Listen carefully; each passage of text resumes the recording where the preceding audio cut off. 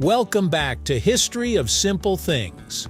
Today's topic comes from one of our viewers, Diley1. Thanks for the suggestion. You asked, what is the difference between college and university? If you've ever noticed how people use these two terms like they mean the same thing, you're not alone. One person says they're going to college, another says they're attending university, and somehow both could be talking about the exact same place. It's confusing, especially since movies, social media, and even schools themselves use the terms differently. So what's really going on here? Are colleges and universities actually different, or is it just a matter of wording? Stick around as we break it all down, right here on History of Simple Things.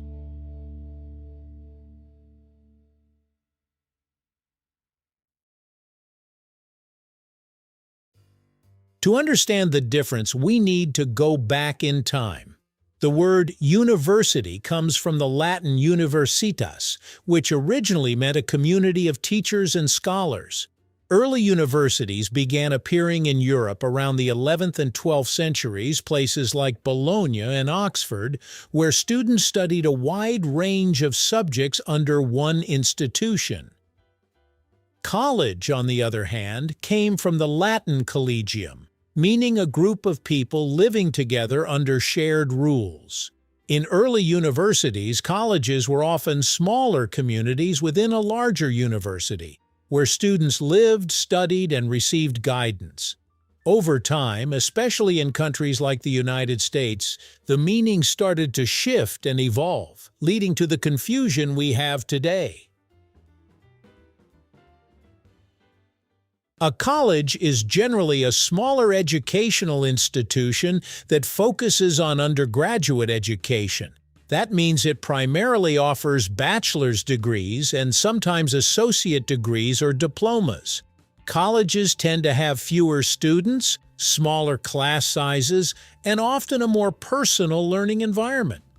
Because of their size, colleges usually emphasize teaching rather than research. Professors are often more focused on interacting directly with students, leading discussions, and guiding learning closely.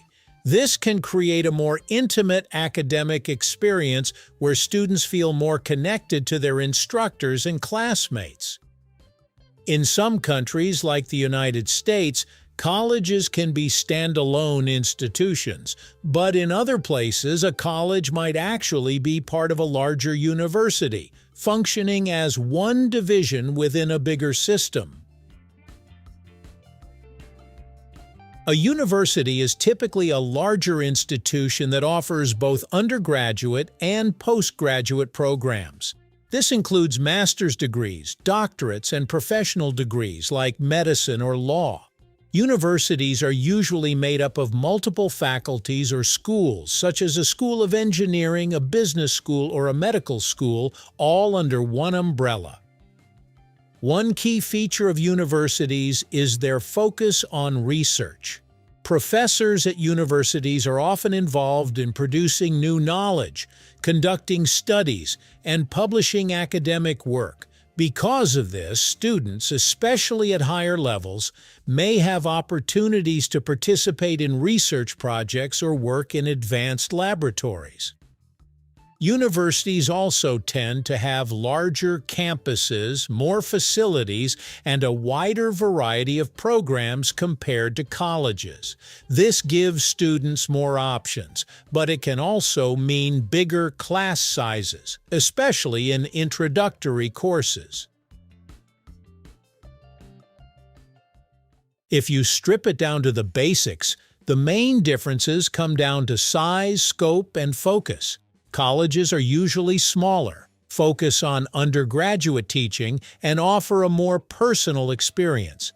Universities are larger, offer advanced degrees, and are heavily involved in research. Another way to think about it, a university can be made up of several colleges, but a college usually stands on its own or operates within a university. It's like comparing a single shop to a shopping mall. The mall contains many shops, just like a university contains different colleges or faculties. Here's where things get tricky. In everyday conversation, especially in countries like the United States, people often use college as a general term for any higher education. Someone might say, "I'm going to college," even if they're attending a university. In the United Kingdom and some other countries, college can mean something completely different, sometimes referring to pre-university education or specialized training institutions. Meanwhile, universities there are clearly defined as degree-granting institutions. Because of these regional differences, the meaning of each term can change depending on where you are. That's why the same word can mean slightly different things around the world. So, which one is better? This is a question a lot of people ask, but the honest answer is, it depends on what you need. If you prefer smaller classes, closer interaction with professors, and a more focused undergraduate experience, a college might be a great fit. If you're looking for a wider range of programs, advanced degrees, and research opportunities, then a university might suit you better. Neither is automatically better than the other. They simply offer different experiences. What really matters is the quality of the program, the learning environment, and how well it matches your goals. To make things even more confusing, some institutions use the word college in their name, even though they function like universities. Others use university, but still refer to their undergraduate students as college students. You might also hear phrases like College of Engineering within a university, which is just one division of a larger institution. So the name alone doesn't always tell you everything. You have to look at what the school actually offers.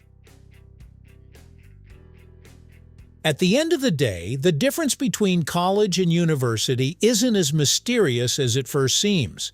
Colleges are generally smaller and focused on undergraduate education, while universities are larger, offer advanced degrees, and are more research-driven. But depending on where you are in the world, those definitions can blur. So the next time someone says they're heading off to college or university, you'll know there's more behind those words than just a label. It's not just about what they call it, but what kind of experience they're stepping into. Thank you for watching. If you have suggestions for our next video, feel free to share them in the comments below. We'll be sure to give you an acknowledgement for your contribution. Thank you for joining us on this journey through the history of simple things. Don't forget to like, subscribe, and stay tuned for more stories woven through the smallest details.